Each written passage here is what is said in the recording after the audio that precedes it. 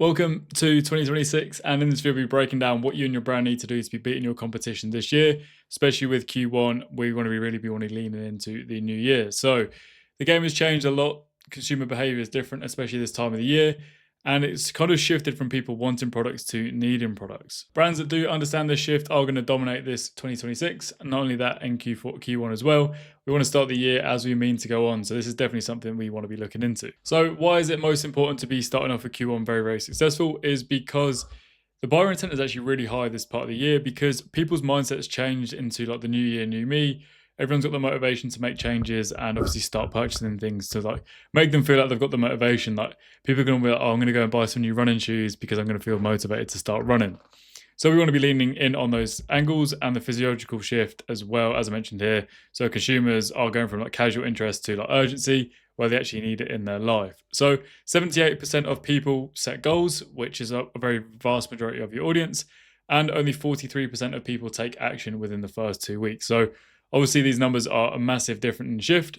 So we want to be playing on these angles, especially like people missing out on their targets. Keep reminding people that they're going to need it, and they have the urge to obviously purchase and get back on track with their goals. I will just quickly say this document will be left in the description, so feel free to follow along, have a read through and refer back to at any point. But I would stay tuned because I'm going to be talking way more conversational, breaking a few things and expanding a few things as well. So with the emotions we want to be driving this Q1 is a lot of motivation. So as I mentioned earlier, people have set new goals, they've got new targets, they want to feel better, be a better person. So we want to be driving motivation. So whether your product can help people achieve their goal, whether it be fitness related, business related, all this stuff we'll go into further detail in a minute, and I'll break down a few ideas that you can implement with your business as well. Number 2 is fear. So especially with social media, you can kind of see people progressing, things like this. They don't want to be feeling like they've left out and stuff like that. Number 3 is energy. So this kind of sounds a little bit weird, but people have a lot going on in lives. They have families, children, cooking, 9 to 5s. People don't have the time or the energy to complete tasks. So if you're selling something which is solving this problem, this is going to be massive to lean in on as well. Focus is another great one as well, because 2026 people are into like the lock-in phase, winter arc. Everyone's focused on their grind. So having great focus and increasing that is something that we can be pushing as well. And a more wide one, which is going to probably address to most of your audience, is the reinvention. So this could be like looking better, smelling better, getting better relationships, more friends, whatever it could be like this. This is a very good thing to be leaning in on. So as I was referring to earlier, we have the lock-in phase of your audience. So these people are the type of people that are looking to progress themselves at work, business, fitness, be the best version of themselves. So these main key 4 points will be something that's going to attract them. So this could be even for a brand that does fitness, like gym wear, supplements, journals, any accessories, things like this, which really do make a difference. So number 1 is better concentration. So, buying a new gizmo for your office, like keyboards, mouses, these do kind of give people a boost in concentration because they're excited to use it. And you could be selling, like supplements, things like this, which are obviously going to be driving that as well.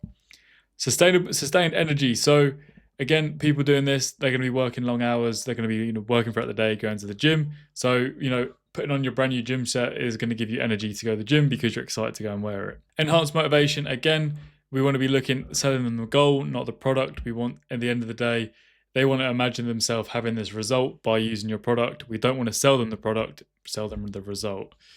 And again, personal evolution. So this could be aimed more towards the fashion industry. So you want to be addressing yourself as if the person you want to be. So we'll go into a little bit more detail in a minute, and I'll break it down a little bit better, where we can obviously go into the angles and stuff and product relations, which comes up now. So traditional marketing is kind of very simple and basic. You're just stating the obvious. So for example, here, our supplement contains vitamins B12 and caffeine. This journal has 200 pages with daily layouts, and there's a few more places here, available in multiple colors and sizes. So how we can reiterate this for Q1 and obviously hitting people's goals. Number 1 is improve concentration by 34% within 30 minutes, the edge you never knew you needed. Stuff like this, it has credibility, it has action, results. You're not actually selling, a tablet, because these things on the left-hand side here, so traditional marketing, these will convert people that are looking specifically for this product. So if someone's in the market for a journal, they're just going to buy a journal.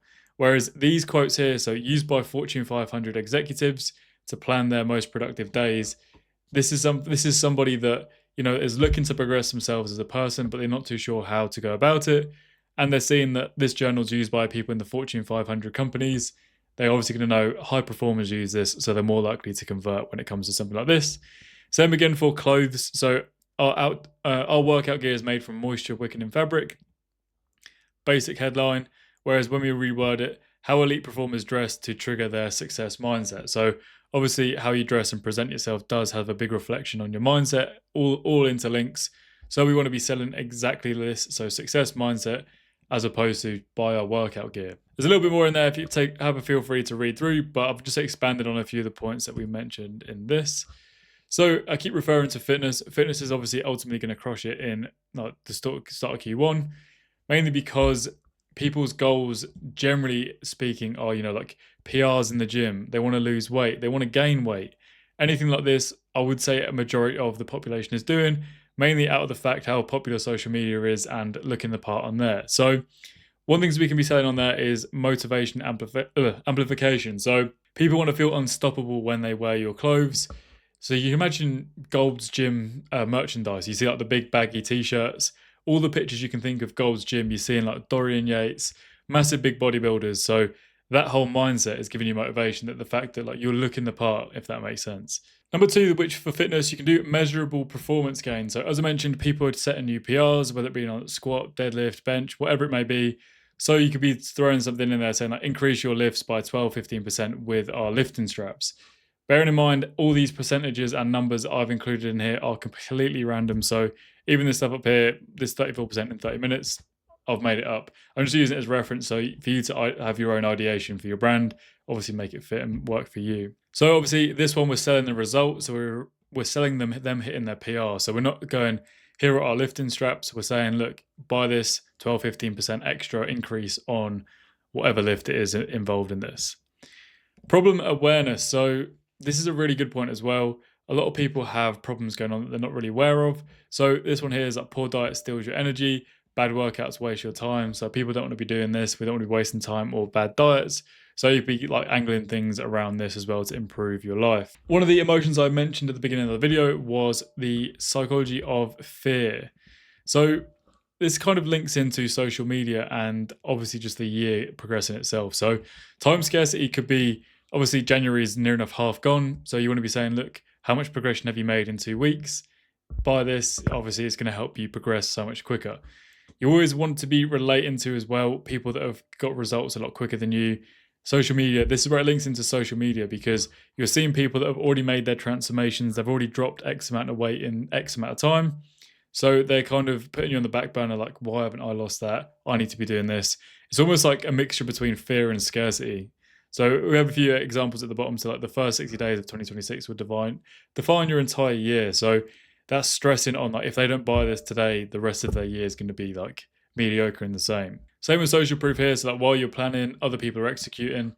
We're using the scarcity and the fear that other people are progressing a lot faster than what they are themselves. So this is comparison marketing. So this is leveraging what I kind of mentioned earlier. So like social proof and that fear of missing out. So you can kind of see here like the early adapters starting showing their progression. Week 2, they're showing their builds, things like this, whatever they've improved on. Visible changes at week 4, and then week 8 obviously closes down. People start, feeling like they've missed out and things like this. So what I'm kind of getting at with this is how you're highlighting your marketing. So here we can see Sarah achieved this in 21 days. Mark just took 3 weeks to achieve. They're not like testimonials, how you do, selling your product. They're more of like comparison triggers. Like, they've done this in this time frame. Like, it makes you ask questions to yourself, like, what have I done in this time frame? So in this document as well, I've actually put together a messaging framework that you can kind of adhere to for Q1. So these are the things that you want to be thinking about when you're putting your ad across. So whether it be in Facebook ads, Meta, TikTok, emails, anything like this. And it really does help us think with this. So number 1, we need a hook with identity. So who are we initially speaking to? For those that refuse to settle in 2026, exactly what those are the people were the high performers. So we need to acknowledge the challenge. And what I mean by this is show that we understand the struggle. So we understand that the people struggle with skincare, people struggle being confident, people struggle with motivation, things like this. Urgency, that one speaks for itself. The first 60 days is going to define your year. present the solution. So this is what elite people do. As I mentioned earlier, this is what people in the Fortune 500 companies use. Social proof, this is John. John done this in, got his results of what we mentioned earlier in 30 days, or you can show join 50,000 others that have started in this January. Try and include a quantity of something with the outcome. So anytime you can include numbers. So as I mentioned earlier, 34% increase in energy in 20 days, things like this, which really do help us sell the issue. And then issue the challenge as well. So question, is this why you haven't transformed? Is this going to be the year that you transform because you've resolved this issue? Again, there's a little checklist here that you can use just to go through your brand, so you can kind of see where your ads are performing, building libraries, social proofs, everything like this. But breaking it down, concluding the video, the brands that are going to be succeeding in 2026 are the ones that understand the audience's psychology when it comes to Q1, positioning their ads in the correct places, the transformation, everything like this. They've got urgency there. They're making sure that we're pulling the strings on that, and then we're proving relentlessly, so by showcasing as much proof as we possibly can. As I'm sure most of you are aware, it's very hard for brands to prove that they've got trust these days, because a lot of people have trusted dropshippers, they've bought shitty products, things that don't work. So we need to be doing everything we can to prove this as well. With that being said, don't forget this document is below in this video. Feel free to check it out, refer to it as much as you need, and let us know what you think to things. If you are a e-commerce brand doing between 7 to 9 figures and you're looking for someone to handle your email marketing, feel free to also use the link below where we can audit your account completely for free, showing you everything we can do to improve your account, going through all your flows, your campaigns, your automations, segments, deliverability, you name it, we can audit it and then put everything forward to you guys. So